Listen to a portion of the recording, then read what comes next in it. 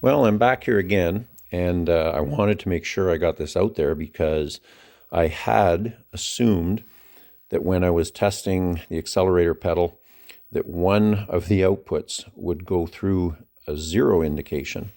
And I had made the assumption that I did not think that was normal and that that might have been causing a problem to the operation of the machine.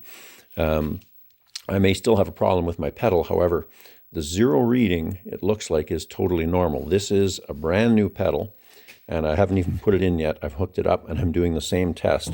And you're going to see, as I depress this, it starts to increase. There it goes to zero.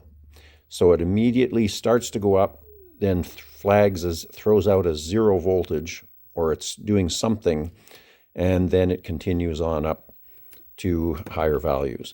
So only one side does this. So the way it's sitting right now on the table here, the top three wires, when I'm using the top sensor, it's the one that actually flags this and comes out with the zero reading.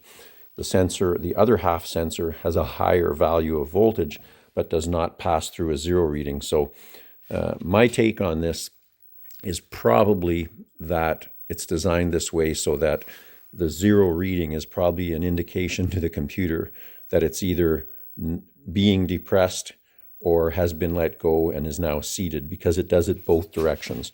It does it when it's depressed, immediately you get a zero reading no matter how far I put it down.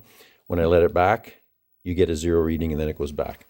So I think that zero is a flag to the computer that it's now off idle or it's now back to idle.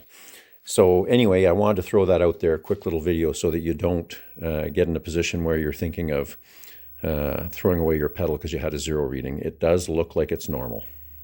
Anyway, hope that helps someone.